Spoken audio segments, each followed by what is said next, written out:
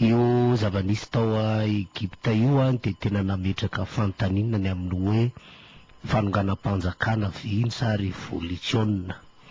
Rehefa inona marina moa no miseho no atao hoe fanonganam-panjakana, rehefa inona marina no miseho no atao hoe révolution, satria naongana i Mohamed Morsi ary teo anatrehan'izay dia ny vondrony avy no nampiantona any Egypta fa tsy nandrenesam-peo nanao fanameloana ireo firenendehibe tsy mitovy amin'ny ataony eto Madagasikara.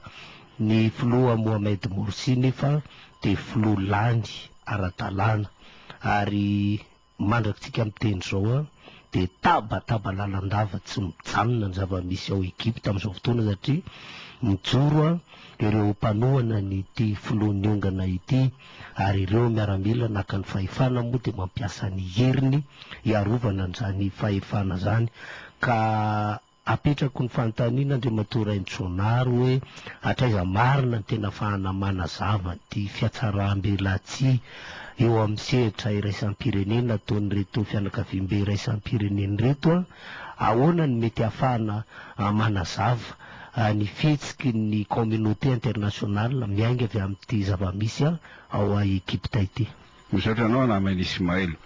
Tsy any Egypta ihany no ahitana ny fiatsaram-belatsy ny fianakaviam-be iraisam-pirenena fa erany izao tontolo izao mihitsy.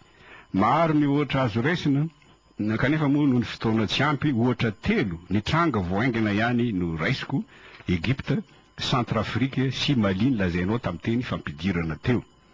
Tamin'ny 3 Jolay naonga ny tafika Egyptiana ny filoha lanim-bahoaka Mohamed Morsi. Notendrena ho filoha vonjomaika ny mpitsara Adli Mansour dia miseho indray ny fiatsaram-belatsy ny fianakaviam-be iraisam-pirenena. Raha nanao fanambarana ny filoha Obama, nitandrina mafy izy tsy nampiasa ny teny putschiste. Tonga tany lekera Ramatoa Catherine Ashton, filohan'ny diplomasia européenne tamin'ny 17 Jolay, nilaza fa tokony ampiverina ny demokrasia any Egypta ireo mpitondra vonjomaika ka amotsotra any Mohamed Morsi ka tahaka izao ny filaharan'ny fifidianana tokony atao any Egypta.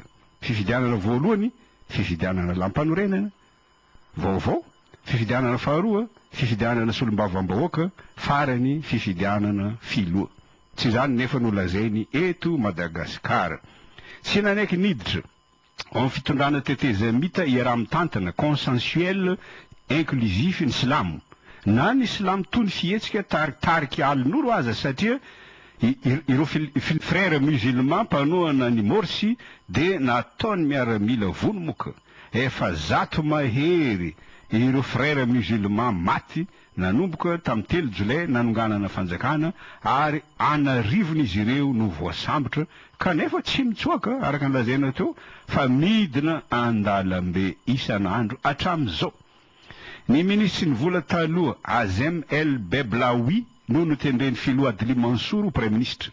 Notendreny ho filoha lefitra miandraikitra ny rarambahiny i Mohamed El Baradei.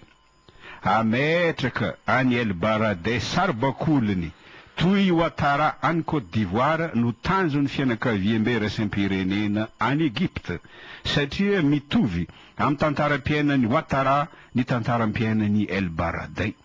Raha pahay toe-karena mpiasa ambony tao amin'ny FMI Ouattara, El Baradei dia filohany AIEA taloha, Agence Internationale de l'Énergie Atomique, nomena ny loka Nobel ny fandriam-pahalemana. Tamin'ny taona 1779 nahazo ny faram-pahaizana PhD mikasika ny lalàna iraisam-pirenena izy tany amin'ny Université New York. Tamin'ny taona 1779 no nidirany tao amin'ny AIEA dia voatendry tale général tao izy nanomboka tamin'ny 1779 hatramin'ny 5 Tamin'ny 3 El Baradei no mpanao tatitra tamin'ny filankevim-pilanina ny firenena mikambana mikasika ny fitaovam-piadiana mandripa-bahoaka nambarany fianakaviam-be iraisam-pirenena fa nataony Saddam Hussein.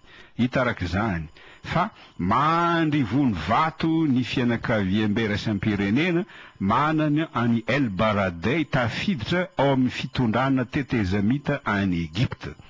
na dia lany ara-dalàna aza i Mohamed Morsi nitohanan'ny frère musulman ala ny fianakaviam-be iraisam-pirenena i Mohamed Morsi satria silamo matahotra mafy mantsy ireto fianakaviam-be iraisam-pirenena ireto so anaradia any Gamal Abdel Nasser i Mohamed Narsi. I Nasser mantsy no filohan'ny Egypte nanomboka tamin'ny 1979 mandra-pahafatiny tamin'ny 18 septambra 1779. Tezitra tamin'ny Nasser ny fianakaviam-be iraisam-pirenena satria noresin'ny Nasser ho fananan'ny Egypte ny lakan-dranon'ny Suez tamin'ny 20 Jolay 1979.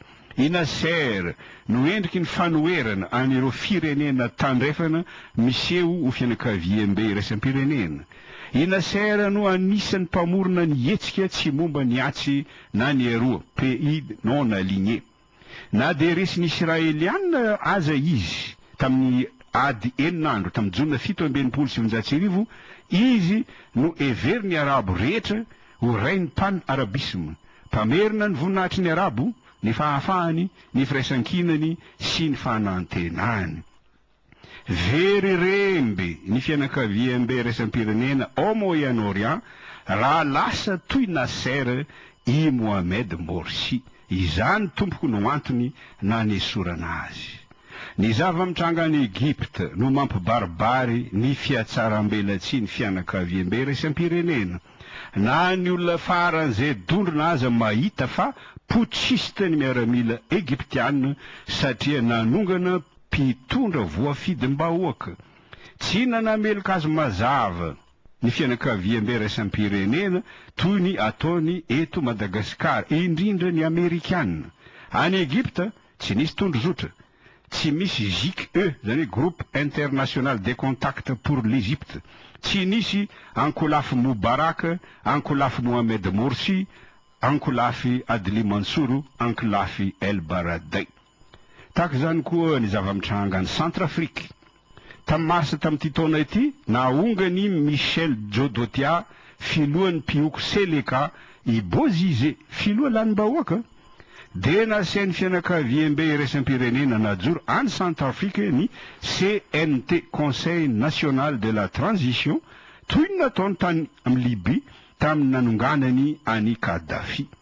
Mba hanadio an'ity putschiste Michel Djodotia ty izao no efipetsy namboariny fianakaviam-be iraisam-pirenena any Centrafrique. Nasain'ny vory ny CNT tamin'ny 13 avril lasa teo mba anendry any Michel Djodotia putschiste ho filohan'ny Republika ny Centrafrique.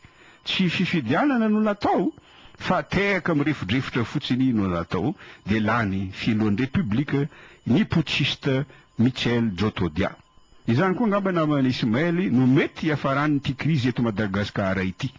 Tehaka fotsiny no asain'ny JICM ataon'ireo nanosony ny tondrozotra mba hanendry ny filohan'ny Madagasikara vaovao sagnatrian'ny vava.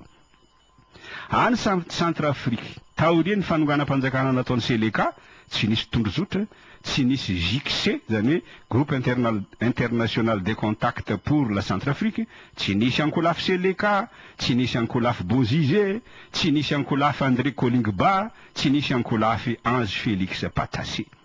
Matoa afaka nanongana amin'ny Bozizé ny Seleka tao andamosiny nanampy azy arabola sy ara-pitaova mpiadiana ireo hery matanjaka ampiasain'ny fianakaviam-be iraisam-pirenena.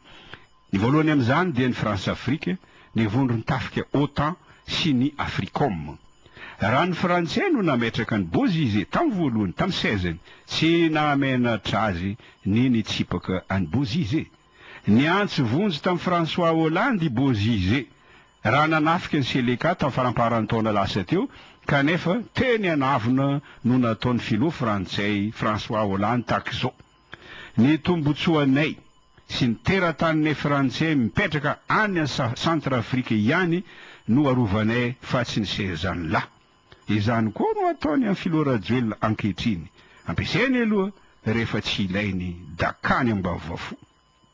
Tafiditra amin'ity resaka géostratégique ity koa ny Amerikanina no nitetika asa Grand Moyen-Orient.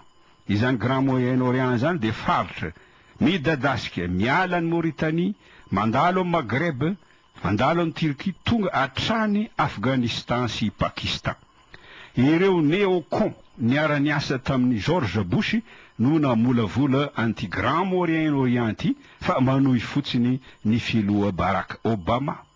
Io Grand Moyen-Orient io no fototra iengany Amerikana ifehy ny kontinanta Eurasie, zany hoe Europe miampy any Asie, mba ho taonjato anjakany Amerikana samy rery ny taonjato fa 120.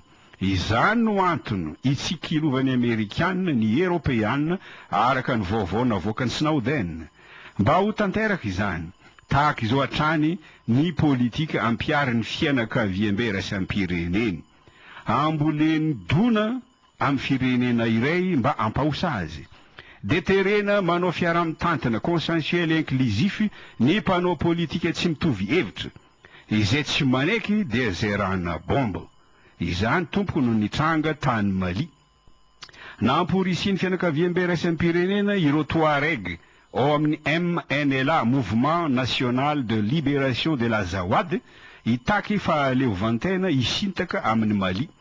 Paika fotsiny iny satria nianosika anireo jihadista silamo mahery fietsika Akmi, Mojao sy ny Ansardine hiditra antsetra no tanjona mba ho poteny Frantsay amin'ny alalan'ny zera-bomba izy ireo. Tsy nanameloka ny zera-bomba nataon'ny Frantsay tany Mali ny Amerikana satria tafiditra amin'ny tanjon'ny vondrotafika Amerikana Africom izany rehetra izany. Izany no antony anereny Frantsay any Mali anao fifidianana amboletra amin'ny 20 Jolay ho avy izy io. Anisan'ireo nilatsaka ho fidiana Tiebile Dramé, naraka nampatsiavinao teo namany Ismaël. Tiebile Dramé izay tonga teto Madagasikara nanelanelana tamin'ny 2010 izay nisolotena ny firenena mikambana tamin'izany. Na de olo izao tontolo izao aza Tiebile Dramé mba tsapany any fa iteradozany Mali ny fifidianana atao amboletra. Dia nangataka izy tamin'ny HCC any Mali mba ahemotra 3 volana ny fifidiana. Ko satria moa manao be marenina ny rehetra, niala i Tiebile Dramé tsy ho kandida tamin'ny 17 Jolay lasa teo ka izao ny fanambarana mahagaga nataony.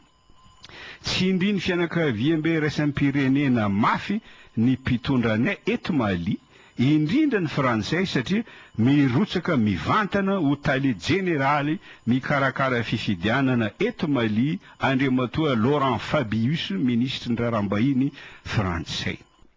Sahiran-tsaina namany Ismaël ny fianakaviam-be raisam-pirenena amin'ny Malagasy.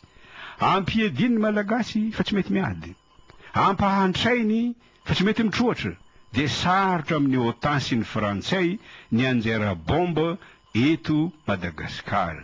Hoy ny masovo Frantsay François Goldblatt tamin'ny kabariny tamin'ny 14 Jolay. Le temps doit venir où les experts des Nations Unies cesseront de se pencher sur l'énigme malgache, où les équipes de la Banque mondiale n'auront plus lieu de ressasser le paradoxe malgache et tous célébreront enfin, après une interminable attente, le sursaut malgache. Kazon tenko amin'ny Andriamatoa François Goldblatt. Kazatetra ianao Andriamatoa Goldblatt, fa ho avy ny andro ifoazany ty malagasy tsindrinareo ity, fa amin'ny fotoana sy ny fomba tsy ampoizinareo vahiny. Madagasikara tompoko no dara fifiny ranomasiny indiana, saingy mbola matory izy zao. Ifoa izy rehefa tanteraka ireto fepetra roa ireto. Voalohany, mitambatra toy ny vatony malagasy rehetra ka tsy mety ampiediny vahiny intsony, hatrany avaratra ka hatrany atsimo, hatrany antsinana ka hatrany andrefana, hatreto Madagasikara ka hatrany amin'ny diaspora any ivelany. Faharoa, Jesosy Kristy amizay no ekeny malagasy ho mpanjakany Madagasikara satria ny malagasy no any firenena eto antany mino sy mahandry an'Andriamanitra araka ny obolana hoe Andriamanitra tsy andry ny hafa, andrinay ihany. Rehefa mijoro ny dara fifiny ranomasina indiana, ifitsaka daoly ireo nosy raha vavy rehetra ireo satria Madagasikara no sompotry ty faritra ity, ary angina tsy asaky teny sy volana na ny sadeky na ny sehoy, satria tsy afaka maneno ny saka eo anatrehany liona raha tsy te hidiran-doza. Ny teniteny foana koa Isisano tamin'ny 13 Jolay alohany nandehanany, nanao resaka dontandroka tahaka izao.